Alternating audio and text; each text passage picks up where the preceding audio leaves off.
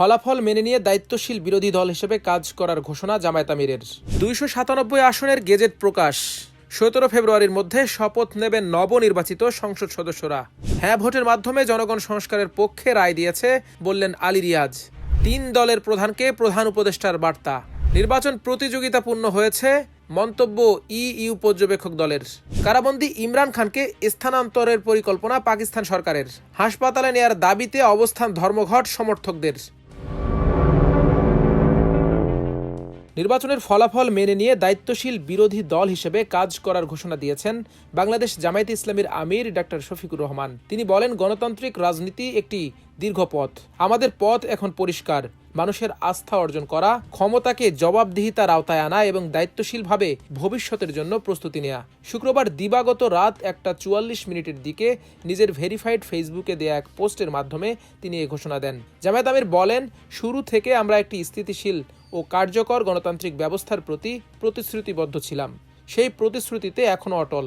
আমরা সামগ্রিক ফলাফলকে স্বীকৃতি দিচ্ছি এবং আইনের শাসনের প্রতি শ্রদ্ধা জানাচ্ছি। ফেসবুক পোস্টে তিনি লেখেন, বিগত মাসগুলোতে যারা অক্লান্ত পরিশ্রম করেছেন সেই অসংখ্য স্বেচ্ছাসেবক ও সমর্থকদের প্রতি আমি গভীর শ্রদ্ধা ও কৃতজ্ঞতা প্রকাশ করছি।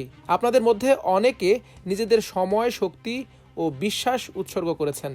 অনেকে গণতান্ত্রিক অধিকার প্রয়োগ করতে গিয়ে ভয়ভীতি ও হয়রানির শিকার হয়েছেন। আপনাদের এই সাহসিকতা আমাদের গণতন্ত্রকে শক্তিশালী করেছে। নেতাকর্মীদের উদ্দেশ্যে শফিকুর রহমান লেখেন, আমি জানি আপনারা অনেকে আজ ব্যথিত এবং গভীরভাবে হতাশ। এটা স্বাভাবিক। যখন আপনি কোনো আদর্শের পেছনে নিজের হৃদয় ঢেলে দেন, তখন তার ফলাফল আপনাকে গভীরভাবে স্পর্শ করে। তবে একটি বিষয় পরিষ্কার করে বলতে চাই, আপনাদের প্রচেষ্টা বৃথা যায়নি। 77টি আসন নিয়ে আমরা সংসদে আমাদের উপস্থিতিকে প্রায় 4 গুণ বৃদ্ধি করেছি এবং আধুনিক বাংলাদেশের রাজনীতিতে অন্যতম শক্তিশালী বিরোধী ব্লকে পরিণত হয়েছি। জামায়াত আমির বলেন, ইতিহাস আমাদের মনে করিয়ে দেয় রাজনীতির ভাগ্য পরিবর্তন হয়। 2008 সালে বিএনপি মাত্র 30টি আসনে নেমে এসেছিল, যেখান থেকে দীর্ঘ 18 বছরের পথ পাড়ি দিয়ে 2026 সালে তারা সরকার গঠন করেছে। গণতান্ত্রিক রাজনীতি একটি দীর্ঘ পথ। আমাদের পথ এখন পরিষ্কার। মানুষের আস্থা অর্জন করা, ক্ষমতাকে জবাবদিহিতার আওতায় আনা এবং দায়িত্বশীলভাবে ভবিষ্যতের জন্য প্রস্তুতি নেওয়া। তিনি আরও লেখেন, আমাদের আন্দোলন কখনই কেবল একটি নির্বাচনের জন্য ছিল না। এটি ছিল গণতান্ত্রিক সংস্কৃতিকে শক্তিশালী করা, নাগরিকদের অধিকার রক্ষা করা এবং একটি ন্যায় বিচারপূর্ণ ও জবাবদিহিমূলক রাষ্ট্র গড়ে তোলা।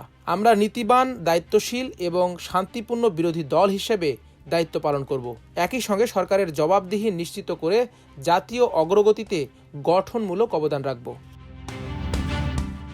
প্রধান উপদেষ্টার প্রেস সচিব শফিকুল আলম বলেছেন, খুব দ্রুত শপথ নেবেন নবনির্বাচিত সংসদ সদস্যরা। 16 অথবা 17 ফেব্রুয়ারির মধ্যেই শপথ গ্রহণ করবেন তারা।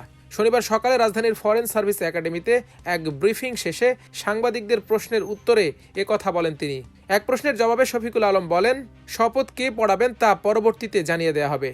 এর আগে ত্রয়োদশ জাতীয় সংসদ নির্বাচনে গণভোটের ফলাফলের গেজেট ও নবনির্বাচিত সংসদ সদস্যদের গেজেট প্রকাশ করেছে নির্বাচন কমিশন। গতকাল শুক্রবার গভীর রাতে জাতীয় সংসদের 300 আসনের মধ্যে 297 আসনে নবনির্বাচিত সংসদ সদস্যদের সরকারি ফলাফল গেজেট আকারে প্রকাশ করে ইসি। আদালতের নির্দেশনা অনুযায়ী চট্টগ্রামের 2টি আসনের ফলাফল পরে দেয়া হবে, আর জামায়াতের প্রার্থীর মৃত্যুতে শেরপুর 3 আসনে নির্বাচন স্থগিত করা হয়েছে আগেই। প্রধান উপদেষ্টার বিশেষ সহকারী অধ্যাপক আলী রিয়াজ বলেছেন, গণভোটে হ্যাঁ ভোটের মাধ্যমে জনগণ সংস্কারের পক্ষে রায় দিয়েছে। এটি গণভোটের ফলাফল থেকে স্পষ্ট। অধ্যাপক আলী রিয়াজ বলেন, বাংলাদেশের নাগরিকরা অত্যন্ত সুস্পষ্ট ও দ্বিধাহীনভাবে জুলাই জাতীয় সনদের সংবিধান সংস্কারের প্রস্তাবসমূহের অনুকূলে তাদের রায় দিয়েছেন। এই রায় থেকে এটা স্পষ্ট, বাংলাদেশের নাগরিকদের বৃহদাংশ আর পুরনো ব্যবস্থায় ফিরে যেতে বা স্থিতা অবস্থা রাখতে চান না। তারা চান পরিবর্তন, রাষ্ট্র ব্যবস্থায় সংস্কার।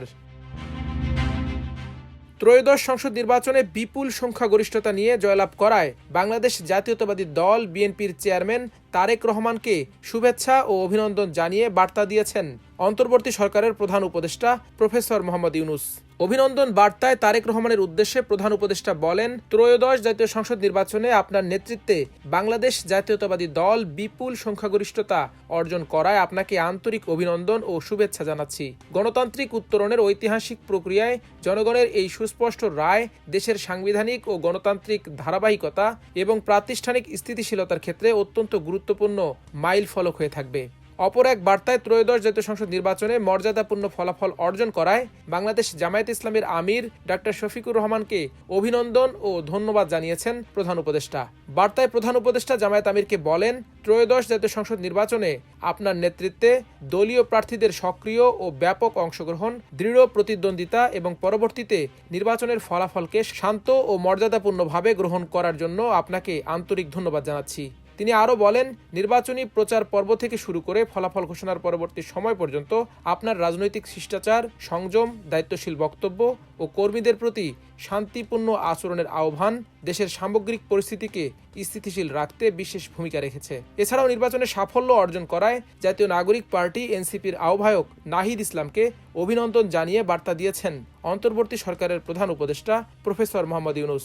নাহিদ ইসলামের উদ্দেশ্যে প্রধান উপদেষ্টা বলেন, ত্রয়োদশ জাতীয় সংসদ নির্বাচনে আপনার নেতৃত্বে এনসিপি যে সাহস, দৃঢ়তা ও আত্মবিশ্বাসের সঙ্গে অংশগ্রহণ করেছে তা বাংলাদেশের গণতান্ত্রিক ইতিহাসে একটি তাৎপর্যপূর্ণ অধ্যায় হিসেবে চিহ্নিত হয়ে থাকবে। পিটিআই প্রতিষ্ঠাতা ও সাবেক প্রধানমন্ত্রী ইমরান খানকে রাওয়ালপিন্ডির আদিয়ালা জেল থেকে ইসলামাবাদ কারাগারে স্থানান্তরের পরিকল্পনা করছে পাকিস্তান সরকার। আগামী 2 মাসের মধ্যে এই পরিকল্পনা বাস্তবায়ন করা হবে বলে আশা করা হচ্ছে।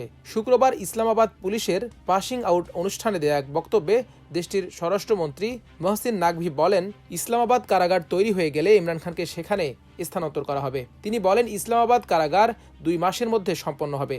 জেলের ভেতরে সব চিকিৎসা সুবিধা পাওয়া যাবে। মঙ্গলবার সুপ্রিম কোর্টের এমিকাস কিউরি হিসেবে আদিয়ালা কারাগার জেলে ইমরান খানের সঙ্গে দেখা করেন অ্যাডভোকেট সালমান ফসদার। তিনি ইমরান খানকে উদ্ধৃত করে বলেন, চিকিৎসা সত্ত্বেও তার ডান চোখে মাত্র 15% দৃষ্টিশক্তি রয়েছে। এদিকে ইমরান খানের চিকিৎসার জন্য তাকে হাসপাতালে নেয়ার দাবিতে অবস্থান ধর্মঘট পালন করছেন তেহরিকে তাহফুজ আইনি পাকিস্তানের নেতারা। শুক্রবার এই অবস্থান ধর্মঘট শুরু হয়। চোখের চিকিৎসার জন্য শিফা আন্তর্জাতিক হাসপাতালে স্থানান্তর না করা পর্যন্ত ধর্মঘট অব্যাহত রাখার ঘোষণা দিয়েছেন তারা।